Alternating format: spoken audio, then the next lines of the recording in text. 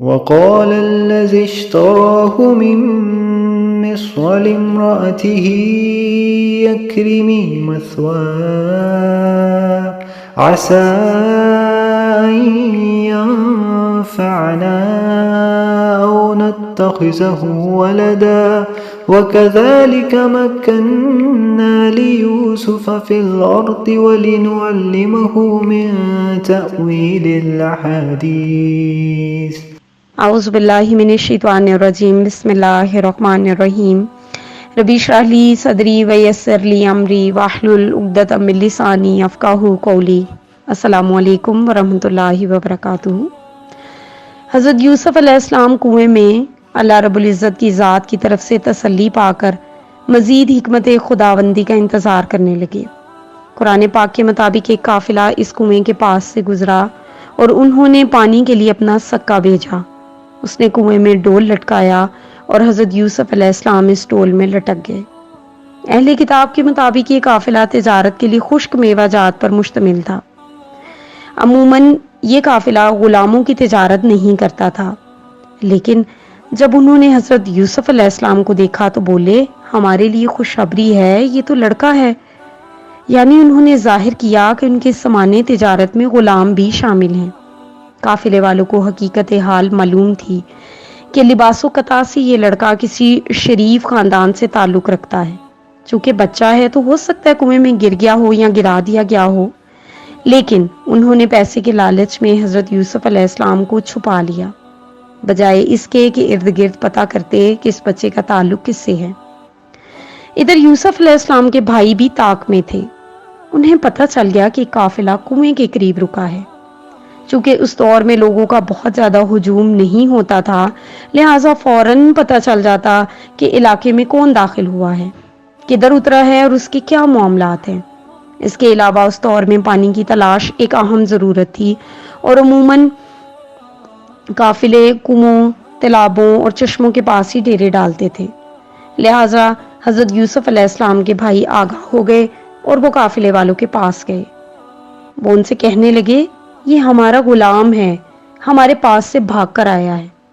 اس پر قافلے والوں نے حضرت یوسف علیہ السلام کو بہت ہی معمولی قیمت کے عوض خرید لیا اور یہ قافلہ ملک مصر کی طرف چل پڑا، جو اس دور میں بہت ہی متمدن اور ترقی یافتہ تجارتی مرکز تھا.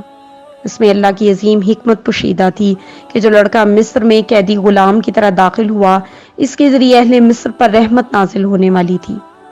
قرآن پاک میں ارشاد ربانی ہے، وَكَذَلِكَ مَكَّنَّا لِيُوسُفَ فِي الْأَرْضِ، اس طرح ہم نے یوسف علیہ السلام کو سرزمین یعنی مصر میں جگہ دی. حضرت یوسف علیہ السلام ایک غلام کی حیثیت سے مصر میں داخل ہوئے، جہاں اس دور میں فرعونیوں کی حکومت تھی. فرعونی شرک کرتے، بتوں کو پوجتے اور بادشاہ کے دربار میں مذہبی پروہتوں کا عمل دخل حد سے زیادہ تھا. مذہبی پروہتوں نے مصر میں ظلم اور بربریت کا بازار گرم کر رکھا تھا. یہ لوگ مذہب کے نام پر عورتوں کا استحصال کرتے. ہزاروں کی تعداد میں جوان کم سن لڑکیاں ان کی خدمت کے لیے ہر وقت حرموں میں وقف کی جاتی، یعنی دوسرے لفظوں میں ان کی جنسی ہوس پوری کرنے کے لیے حرم عورتوں سے بھرے رہتے. یہ پروہت خود بھی شرک و بت پرستی کرتے اور لوگوں سے بھی کرواتے. انہوں نے بتوں کے نام پر بہت وہم اور توہمات معاشرے میں رائج کر رکھے تھے.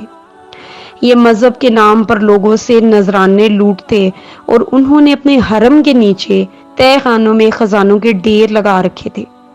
چونکہ یہ بہت دولت مند تھے، لہٰذا یہ اپنے اثر و رسوخ کو بڑھانے کی فکر میں رہتے. ان کی شرانگیزیاں آہستہ آہستہ بادشاہ کے دربار تک جا پہنچی. یہ بادشاہوں کے فیصلوں پر اثر انداز ہونے کی کوشش کرتے. موجودہ فرعونی بادشاہ ان لوگوں سے شدید تنگ تھا. وہ ان سے جان چھڑانے کی کوششوں میں لگا رہتا، جبکہ دوسری طرف بادشاہ کی بیوی مکمل طور پر ان پروہتوں کا اعلی کار تھی. وہ ان کے ساتھ مل کر اپنے ہی شوہر کو مروانے کی کوشش کرتی رہتی. بادشاہ کا ایک بیٹا تھا جو کم سنی سے ہی یہ معاملات دیکھ رہا تھا، اور وہ بھی اپنے باپ کی طرح مذہبی لٹیروں کو سخت ناپسند کرتا اور ان کی موجودگی پر ہمیشہ ناپسندیدگی کا اظہار کرتا. بظاہر مصر کا متمدن معاشرہ اندرونی طور پر بہت ہی برائیوں کا شکار تھا. عموماً امیر لوگوں کے حرم غلاموں سے بھرے ہوتے، جو دن رات ان لوگوں کی خدمت پر مامور رہتے۔ خاص طور پر مصری عورتوں کا کردار بہت شرمندہ کر دینے والا تھا۔ مصری فرعونی عورتیں غیر معمولی زیب و زینت کا اظہار کرتی اور ایک دوسرے پر سبقت لے جانے کی کوشش میں رہتی۔ ان کے ہاں آرائش و ذبائش اور عیاشی کی محفلیں منعقد ہوتی رہتی۔ یاد رکھیں، عورتیں جب غیر معمولی زیب و زینت کرتی ہیں تو ایسے معاشرے بالآخر بربادی کی طرف چلے جاتے ہیں۔ مصری عورتوں کا ایک معاملہ انتہائی افسوسناک تھا۔ یہ امیر خاندانوں سے تعلق رکھتی اور معاشرے کے مردوں کے اوپر بھاری تھی۔ یہ اپنے شوہروں کے کہنے میں ہرگز نہ آتی اور عام طور پر اپنے غلاموں کے ساتھ غیر قانونی جنسی افعال اور سکینڈلز میں مبتلا پائی جاتی۔ ان کے شوہر ان معاملات سے واقف ہونے کے باوجود کچھ بھی کرنے سے قاصر تھے۔ دوسرے لفظوں میں یہ معاشرہ مادر پدر آزاد معاشرے کی عکاسی کرتا تھا۔ اس فتنہ پرور ماحول میں حضرت یوسف علیہ السلام مصر میں داخل ہوئے اور مصر کے مشہور بازار میں لائے گئے۔ چونکہ وہ بچے تھے اس لیے کسی نے بھی انہیں غلام کی حیثیت سے خریدنے کے لیے آمادگی نہیں دکھائی۔ اب بیچنے والے حضرت یوسف علیہ السلام سے مایوس ہونے لگے، کیونکہ بیچنے والے نہ ان پر مال لگانا چاہتے تھے اور نہ خریدنے والے، کیونکہ ان سے فائدہ حاصل کرنے کے لیے ان کے جوان ہونے کا انتظار کرنا ضروری تھا۔ تقدیر الہی کے مطابق اس روز عزیز مصر بھی بازار میں آیا۔ وہ بظاہر کچھ خریدنا چاہتا تھا، لیکن کچھ وقت کے لیے بازار میں ٹہلتا رہا اور اسے کوئی قابل قدر چیز نہیں ملی۔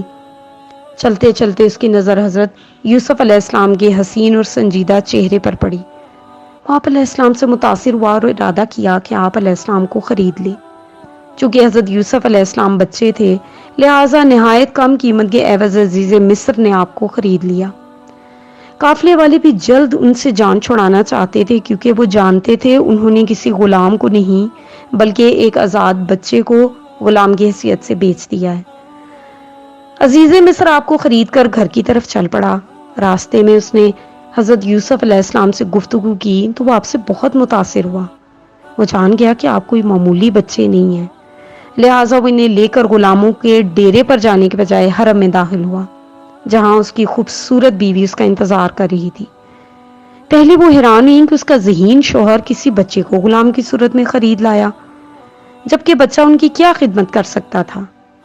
لیکن بعد میں وہ بھی حضرت یوسف علیہ السلام کی ذہانت اور رویے سے شدید متاثر ہوئی۔